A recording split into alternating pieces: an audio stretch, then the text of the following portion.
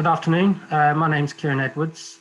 I am here on behalf of the Illuminated River Foundation to talk about the Illuminated River Public Art Project. It's a tremendously exciting time for us. We're currently busy working on 5 of the central London bridges, with the next 5 illuminated in spring next year. So just to give you a recap, Illuminated River will be the largest public art project in the world. It is essentially a coherent artwork, art-based project to illuminate all the bridges between Tower Bridge in the east and Albert Bridge in the west. That's 14 of central London bridges. I'm going to just share my screen and put an animation on. I'm going to leave it on. There's an animation then followed by a video of the first 4, and I'll just talk over the top. It'd been really nice to make this a bit interactive, so please do ask questions. I'm just going to try and see if I can pull up the question and answer thing and keep an eye on that. And I'll just click play on this. So this is just an animation that the artist has produced to give you an idea of the whole project. It just slowly cycles, turns the artwork on each bridge all the way through. And I'm just going to leave it hopefully on loop just while I talk about the project. So Illuminated River has been going for 4 years. In 2016, summer 2016, an international competition was launched for artists to apply to become the art to create the project. There was 105 entries. They were shortlisted down to 6, which were then exhibited in the Royal Festival Hall. The Mayor of London, Sadiq Khan, announced the winner in December of 2016, and it was Leo Villarreal, who's an American light artist, backed by British or London-based architects, Lifshutz, Davidson, Sandilands, and a much wider team. The reason why Leo was chosen was Leo works with kinetic light, and his approach to Illuminated River, and incidentally, I should say that the project title is actually wrong. We're not illuminating the river, we're illuminating the bridges over the river. But his approach was to focus on the architecture and engineering beauty of the bridges in through a very subtle and gentle, as I say, kinetic light. What he does is, rather than create a moment or a time to go down to the river, or something that was used in other entries, had searchlights, words, and so on, it's a very gentle painting of the bridges with light. He focuses all the light onto the bridges to reveal the real true engineering and architectural beauty of the bridges, which is a key aim of the project. So as I said, it's a public art project, but it's also a public realm project. It's about creating an artwork that we as Londoners take time to discover, and it reveals itself over the next 10 years that the artwork will be there. And it's something that we can consume and come back to and find something new and special. The idea is it focuses our attention on the wonderful assets that we already have through a subtle introduction into the nighttime landscape. Leo's work has a. I'm going to just skip onto the first 4. So apologies. I'm going to go all over the place a little bit, but we are very pleased last year to illuminate the first 4 bridges, and you can see them here all in a single shot. It's then going to cycle through looking at each one bridge individually. The first 4 are London Bridge, Canon Street, Southwark and Millennium Bridge. The artwork itself is a coherent piece across all 14 bridges, but also each bridge is its own standalone piece. So what Leo's curated is a kind of series of chapters going through London. And the first 4 are responding very much to their context and to the constraints of the bridges. And the next 5 will be doing a very similar approach. You can see there's the Southwark Bridge, and you see what I mentioned. Leo's treatment of light is very much about revealing the structures. And here what he did was insert the lights within the latticework structures. The first four are actually quite interesting because they're very different types of bridges. Each one has its own unique qualities. And from in my opinion, they actually represent four different aspects about London and how we move around London. You have London Bridge, which is obviously joining London Bridge commuting station, a very busy train station, and the City of London. The bridge was opened in 1974. It's precast concrete. It's a hollow bridge, incidentally. It was hollow for a reason that they were going to pass gentle warm air through it so that the footway and the highway never iced up. It's transpired that it's never been needed, but it's quite an interesting little fact. Another little fact about London Bridge is it's the first place we as a country began to drive on the left-hand side of the road. You may have seen pictures of the old type of London Bridge where it had 5 or 6 story buildings either side.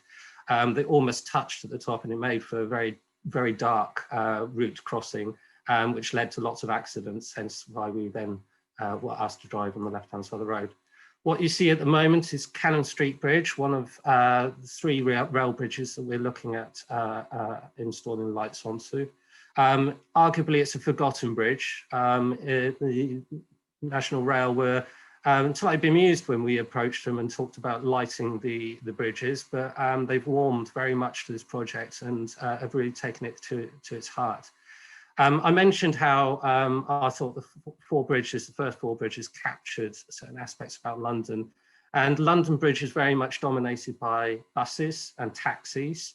Canon Street obviously has trains going over it, while Southwark Bridge is much more vehicular traffic. And incidentally, it's the quietest bridge across central London, the area of central London. And then Millennium Bridge, which is the newest footbridge across the river, the Wobbly Bridge, as you might know, remember it being called, which is a pedestrian-only bridge. What you're looking at the moment is London Bridge, and Leo's inspiration for London Bridge and also for Canon Street was very much taken by Monet's work when he spent, and I think he painted over 100 pictures of the Thames. Monet's work obviously uses the very similar colour palette and the palettes that Leo is using on London and on Canon Street. It's a very gentle painterly wash over the 2 bridges. The colours are, as I say, they come from a palette and they gently move across the bridge in a very subtle way.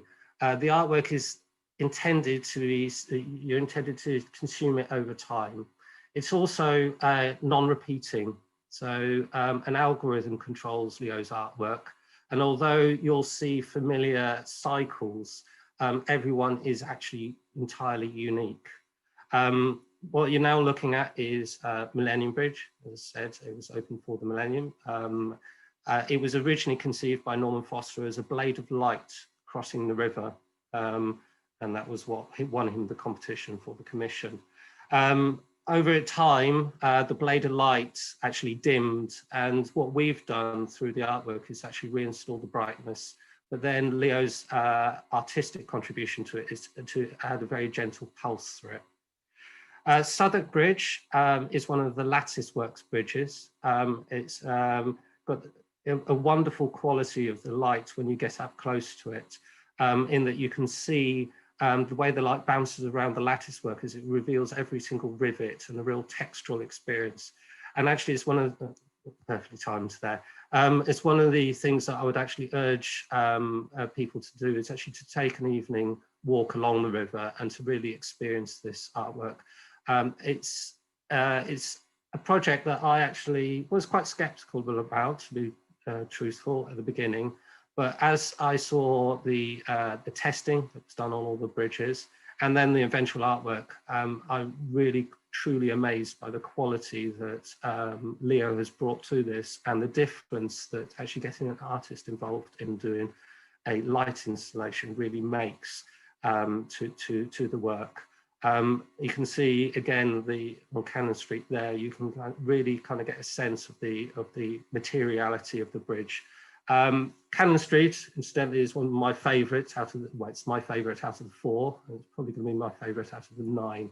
I just love the simplicity of it. As architecturally as a bridge, it's a very engineering-based bridge. It is there's no frills about it. It's there to carry the weight of the trains and the platforms above. And I think that Leo's artwork really enhances this by focusing purely on this simple beam that is crossing the river and carrying the trains. And obviously with the trains moving across it, you get this beautiful animation that goes with the animation of the lights. And in fact, as I was saying, the first 4 bridges are really great because you get the buses moving over London, the trains moving over Canon, trucks and taxis and vehicular traffic over Southwark, and then pedestrian traffic coming over the Millennium Bridge. And if you do actually find, there are a couple of spots just down from Blackfriars railway station on the north bank, where you can see the layering of all 4 bridges, and you can see this kind of interaction between them and play between them. I said that each bridge is its own artwork, and that is very much true, but it is also they're all connected. Each bridge is now connected to the internet, and they actually do coordinate through certain color palettes. They're not, if should anything happen, the artwork still performs, but when they're able to communicate to one another, you do get this real beautiful moments where, particularly with London, Canon Street and Southwark, they'll move into a palette of colours that all work together. As said, and I alluded to, we are now working on the next 5 bridges. We have been very lucky to have been able to continue throughout lockdown. The installation process, I can talk about that in a moment, but the next 5 bridges are Blackfriars Road Bridge, Waterloo Bridge, Golden Jubilee footbridges, either side of Hungerford Bridge, Westminster and Lambeth. So it's tremendously exciting for us. We are now going to be flanking the House of Parliament. It's our first World Heritage Site within which is the Palace of Westminster. We have 2 World Heritage Sites that we've had to be very mindful of, the other being Tower of London. But we're very pleased that UNESCO, through the process of consultation and through the planning process we went through, asked us to apply to become a patron, and so they are fully supportive of us.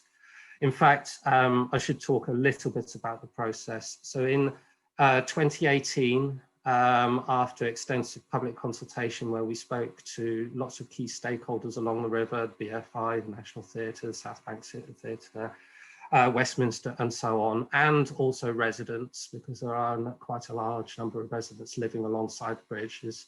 In fact, our nearest residents are neighbouring Canon Street Bridge, where there are some properties where if you stood on the balcony, you can pretty much touch the bridge. So we went through a long process of working with those people, talking about the artwork, talking about the impact it might have on their lives, trying to allay concerns around the way that it was going to be installed as well. And in May 2018, we submitted 30 simultaneous planning applications and 18 listed building applications to 7 local boroughs. So it is really a pan-London project for this. We worked very hard with the local authorities, and we were very pleased within a space of about 4 to 5 months we'd secure planning consent and listed building consent for all bridges.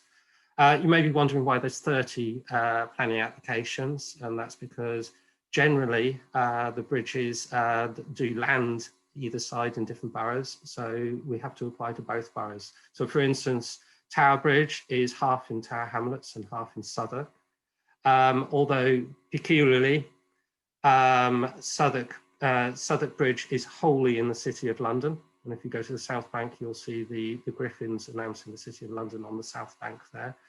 And Chelsea Bridge is actually in 3 boroughs. It is half in Wandsworth, half in Royal Borough of Kensington, Chelsea, and sorry, a quarter in RBC and a quarter in Westminster. as I said, we went through the planning process, and part of the planning process was to demonstrate to stakeholders how the bridges would not create undue harm to wildlife and also undue light pollution. Obviously, light pollution was a key concern of local residents, and as I said, we did do a lot of work with residents. And it's come full circle now from being quite concerned and making representations and standing up at planning committees. Our local residents, particularly to London Bridge and Canon Street, are now some of our biggest supporters.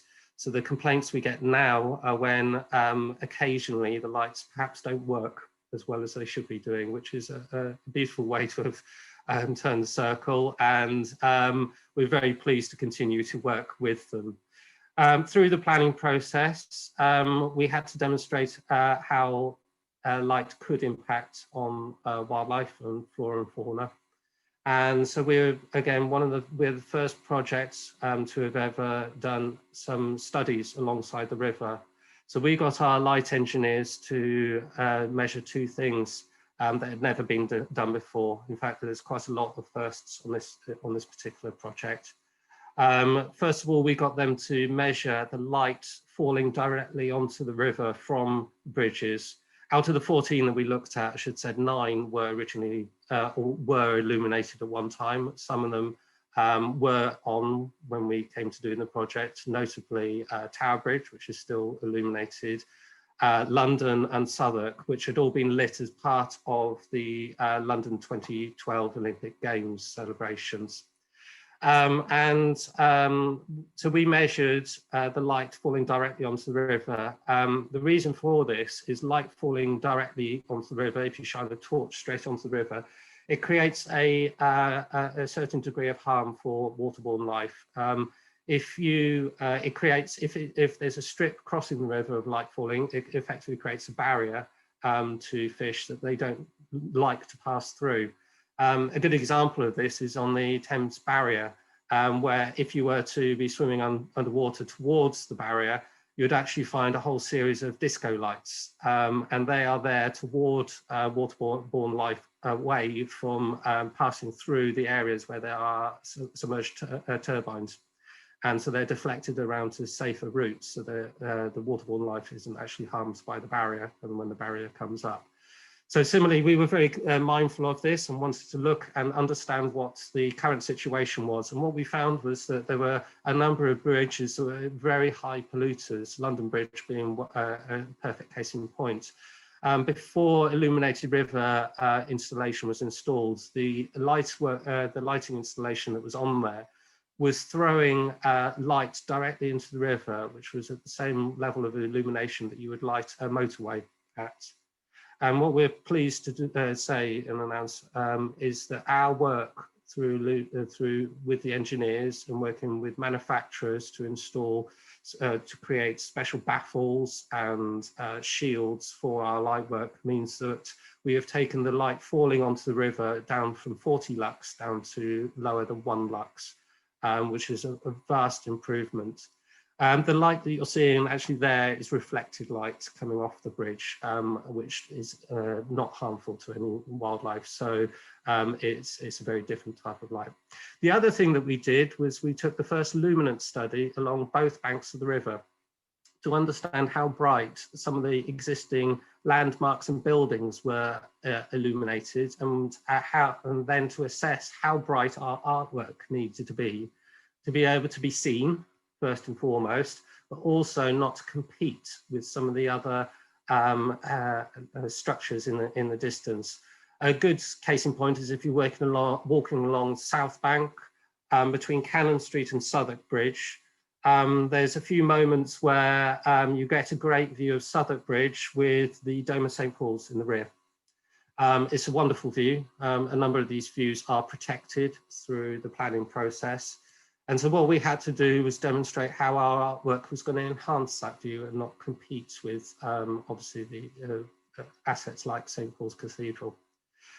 So we used the luminance study our engineers looked at that, assessed it, and then came up with a range of different luminance light ranges that Leo could work within. And when we did our on-site installation, so every bridge, we come along and we temporarily install lights. We bring planning officers down and other stakeholders, and we look at the emerging artwork on it, and we watch Leo at work. So the artistic process is the art doesn't actually exist until the lights are on the bridge and until Leo's finished his creative process. So the animation I showed at the beginning is just a representation of what Leo thinks the artwork will be like. And Leo spends a process once the kit is installed on the bridges. Leo then spends a couple of weeks at night essentially fine-tuning his artistic response. And what this means is that he sits there and he plays with the color palette or the ordering of the palette of colors. He plays with the intensity, the brightness of the light, and then the speed of the transitions. And one of the things that we discovered through the process was the anticipated brightness that we were going to be illuminating or thought we were going to be illuminating the bridges was much greater than what was needed. So every time Leo visited the river, he turned down the brightness of the lights and fine-tuned it, so they became a complementary part of the nighttime landscape rather than something that was dominating it, but still visible, so still noticeable and still with the artistic impact. The other thing that he did was he dramatically slowed the transitions of colours. And I should say some of this looks quite quick, but when you're actually there on the riverside, it's actually a very, very gentle and sometimes almost imperceptible transitions. And this is going to be possibly even more so with some of the more sensitive bridges, such as Westminster and Lambeth, as we light the next 5. I should have said at the beginning, I'm very happy to take questions. And if you do want to fire some questions into the chat function, then please do, and I'll try and answer them along the way. So at the moment, where we're at is our engineering teams are currently installing lights on the next 5 bridges. And I said I'd mention about the process of installation. The interesting thing about working above a working river is the restrictions it presents and the challenges. And it'd be fair to say that none of the consultant team, and there's an enormous consultant team on this project, had ever really considered how difficult this was going to be. So each of the 14 bridges is vastly different to one another. When we began the project, also we discovered that other than Golden Jubilee footbridges and Millennium Bridge, which were built, both constructed at a time when we had CAD and architects had computer-aided design. Should say that Golden Jubilee bridges were designed by our architects on the project Lifschutz, Davison, Sanderland. So that's been quite fortuitous. But none of the other bridges, none of the other 12 bridges, there were any drawings for them. They'd either been lost or they'd not been digitized. And so the first thing we had to do was to actually go down and survey the bridges. And so we sent a team down who laser surveyed the bridges. And we took this information and we've then turned it into CAD files and drawing files to allow our architects to actually go through the process of trying to install the lights so that they are barely noticeable. Architects are more used to making kind of grand gestures, and this has all been about hiding things very, very, very subtly. But obviously one of the things we're quite interested in is the legacy of stuff that we can leave behind. So we also provided those drawing files to the GLA and to the London boroughs and to the bridge owners as well. So they actually had that information. So there's a question popped up from Joe. Traffic lights adapt with sunlight or should? Do the bridges adapt to different phases of the moon? No, they don't. We've also had a few questions previously. I've given this talk and people have asked, do they adapt with the motion of people going crossing them and so on? Leo did look at that and it was one of his considerations, but no, this is an artistic response and it is very much from Leo's imagination. So the changing environment around it is something that Leo has responded to in response to during those weeks leading up as he actually fine tunes it, but it's not something that is actually a feature of the artwork itself. There is one caveat to that, in that I did mention that this artwork will be there for 10 years or more. The foundation has fundraised to ensure that the installation costs, I should say, this is all privately financed, it's all philanthropic donations. And those donations cover not just the installation, but they also cover the maintenance and the electricity use for the next 10 years for these bridges. At the end of that 10 years, what we hope is that there's a debate in public about whether we continue with this artwork or whether it gets refreshed with a new artist or the bridge owners do something else. Essentially all of the kit, and we often get asked this, so it's around about £3 million per bridge as a broad brush estimate, but the kit effectively is gifted to the bridge owners. So in the case of Canon Street, we're looking at, it's Network Rail are the owners of that, where it's the City of London owns London Bridge, and actually they also own Tower Bridge, Southwark, Millennium, and Blackfriars. I've lost my train. Has anybody got a train of thought? If anybody's got a question, please take a question now. Oh. So these are, we work with, we're very pleased to work with Philips, or I should say Signify. So the consumer brand is Philips. So when you buy a Philips light bulb, we're working with that company. The commercial wing is called Signify, and they've been a project partner from early after the selection of Leo as the artist. And we've worked very closely with our R&D team. And these are the next generation of LED technologies. So these were made available to us before anybody else. Essentially, there's 4 types of fittings that we use. On London Bridge and on Canon Street Bridge, the artwork is created by a fitting called a linear graze, which is a long strip around about 1.5 meters long of LED lights that are RGB, red, green, and blue. So they're put in a little cluster. So like your computer screen, these lights can produce around about 1 million colors or more. And the linear graze effectively has an RGB unit, so a luminaire, all in a line. And they are then given internet addresses, they're given IP addresses, and it allows Leo then to send a color reference to each luminaire in turns, which then creates that motion going across it.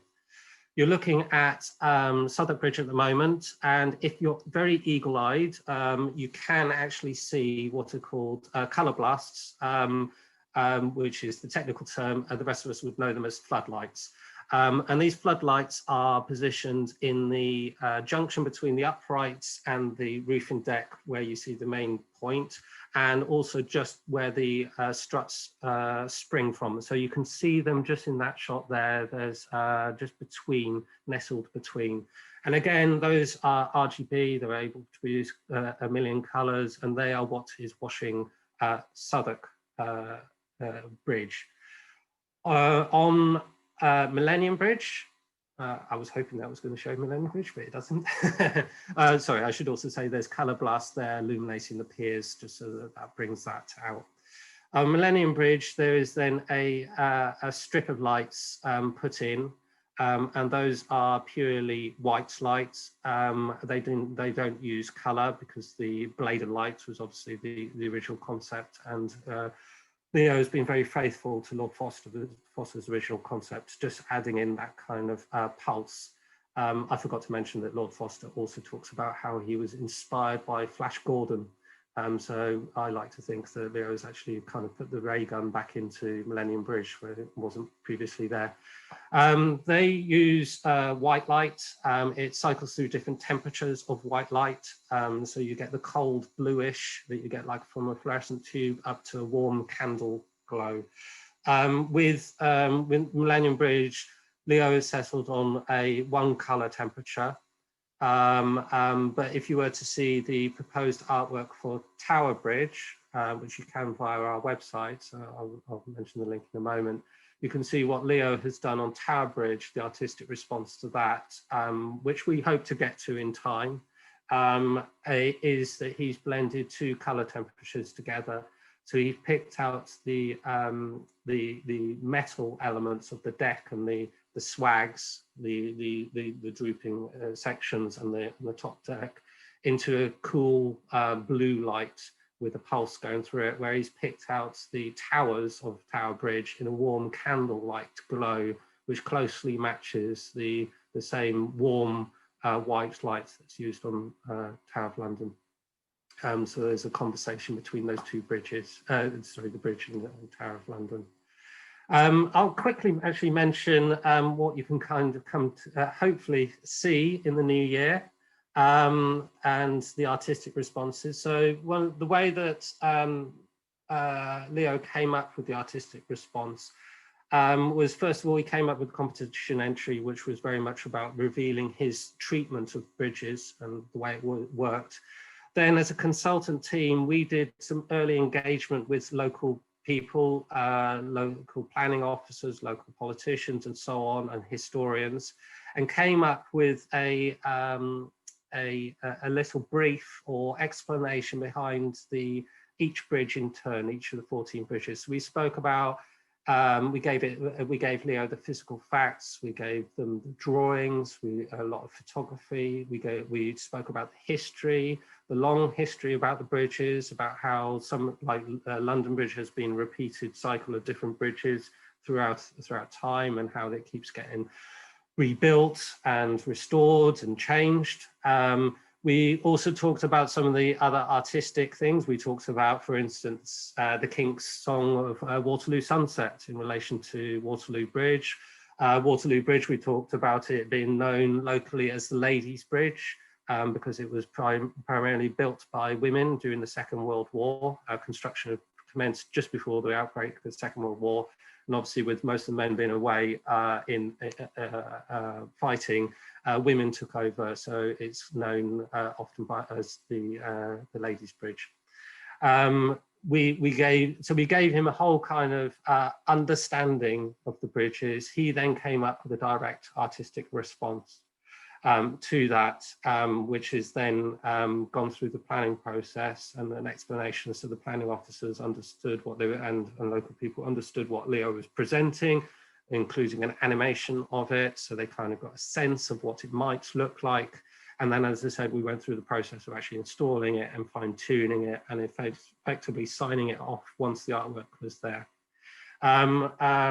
There's also an opportunity, as London changes and as London perhaps gets brighter or hopefully gets darker, because light pollution is a problem within the city, then we can actually tailor and actually tweak down the light levels, or put them up in areas such as Nine Elms, which is obviously becoming brighter with all the development. So another question, will Vauxhall Bridge be different on each side as it is? No, the artistic treatment is the same on either side of the bridges. So it isn't that detailed and contextual size, although the intensity of the light might be dimmed because that responds to the backdrop of the bridge. So there's the kind of rule of thumb about, for instance, if you're hanging a piece of artwork in a gallery, then you have a contrast of 3:1 between the artwork and the backdrop to make sure that the artwork actually sings properly. And it's the same for light. So you want enough of a contrast to allow the artwork to be seen, but not too great that it starts dominating the entire landscape. So the artistic response is not contextual either side of the bridge, but the actual installation can be contextual in that way. I think I'm going to actually stop the animation at the end of this time, because it's been going on a loop, and just very quickly describe the artwork that you'll hopefully be able to see. So the artistic response is coming up. So we've got Blackfriars Road Bridge will be illuminated, and that Leo has taken the inspiration from the colours of the bridge, and it'll be using a lot of reds and magentas and hues like that. Waterloo Bridge is going to be potentially one of the most impactful bridges. It's the longest bridge over the river, 333 meters. Hopefully I've got that right. But it's arguably in one of the most prominent locations next to the South Bank, next to the, with so many of the kind of cultural institutions along it. The colour palette is very similar to London Bridge and Canon Street bridges, so it's those kind of Monet-based colours. But it will be very different in its treatment. It's very much picking out the arches. And if you've ever stood underneath the Waterloo Bridge and looked up, you'll see that it's got these wonderful cast concrete fins, and those are all going to be picked up in light. One of the best places to see that will be from the new restaurant in the BFI, which is just below the bridge. Moving on to Golden Jubilee bridges, that is a monochrome bridge. It's using white light, and the light is installed across the balustrades, and again it will involve gentle pulses going across it. Whereas Westminster will be cycling through a series of greenish hues. The bridge itself, if you look at the bridge in daylight, you'll notice that it's detailed out in green paint. And if you go slightly further upstream, you'll see Lambeth Bridge. And if you look at that, it's in detailed out in red paint. And the artistic response is to look again red and magentas for that bridge.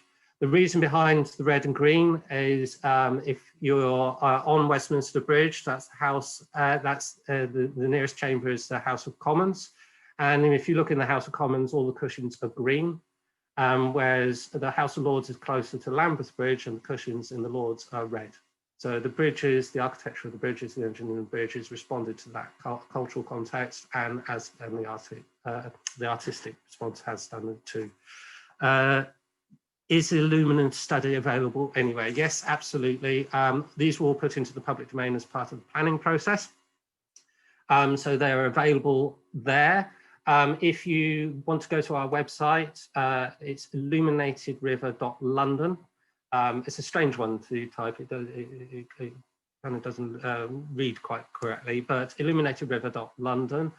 You can find out more about the proposed artwork of the other bridges. You can also find a lot about blogs and about the story and the journey that we've gone on. And you should be able to find a link to the planning applications there. If you do struggle, Kimberly, please do get in touch with us via contact us, and we'll send you the documentation. We're happy to be open and transparent with everything that we've done. In fact, one of the key things was to leave a legacy of learning for other projects to come behind. You'll also find there's the first ever Central London bat survey. We didn't find many in Central London. They're actually out towards the only bats that we did find, we took community groups on the survey. Unfortunately, we didn't hear a single bat. We went out with bat detectors, which are listening devices. But we did see one of the peregrine falcons that lives along the river, unfortunately mid-kill, capturing a pigeon and then doing what they tend to like doing, which is they tend to eat their kills on Tower Bridge, which causes a lot of problems for the bridge engineers. They spend a lot of their time removing bones because the tourists don't particularly like the carcasses of dead pigeons. So yes, there's a bat survey as well as the light surveys and the full environmental impact assessment, so available, plus also heritage, and there's the verified views as well, so you can find out about all of that. Also, if you want to know a little bit more about the project, we were very lucky enough to be followed by a film crew during the planning process and the run-up to the illumination of the first floor, and that became a I think it was 3-part documentary on Channel 4. I'm afraid I always forget the title, but if you do go onto 4 on demand, you can Google London Bridges and it pops up fairly easy. And last time I checked, it was still available. And that is not quite a fly on the wall.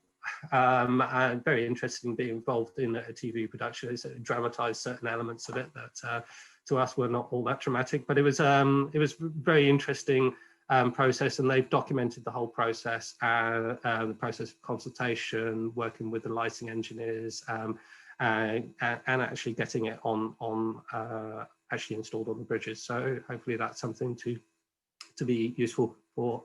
One of the other things I think we were very pleased, obviously we're going through very interesting times this year. But the interesting thing about this artwork and about it all being connected to the internet was that we were able as a project team to support the Clap for Carers, and every Thursday evening we turned the 3 bridges that we had colour on it. At 8 o'clock we did turn them blue in celebration of that as well. It's something that we are able to do, but we tend to shy away from it because this is an artistic project, and so the majority of the time the artwork is on show, and we're not trying to change it, although there is opportunity for the bridge owners to take over, and as the City of London did for the Lord Mayor's show last year, where they put their own installation on it. I think that's the 45 minutes. If anybody's got any other questions, I'm happy to answer them.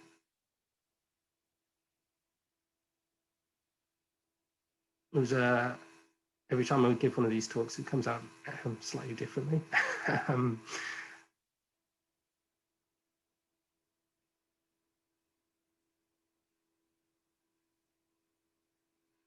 Okay, well, if nobody's got any other questions, then I'll just say thank you very much for listening.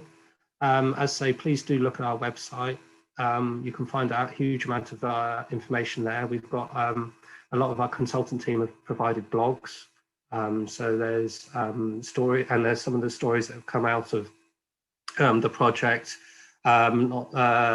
such as when we had baby geese on Canon Street Bridge. We had 6 or 7 goslings as part of the project. So it's been, there's some quite interesting information, a lot about the history of the bridges, a lot about the process that we've gone through, and some of the technical information.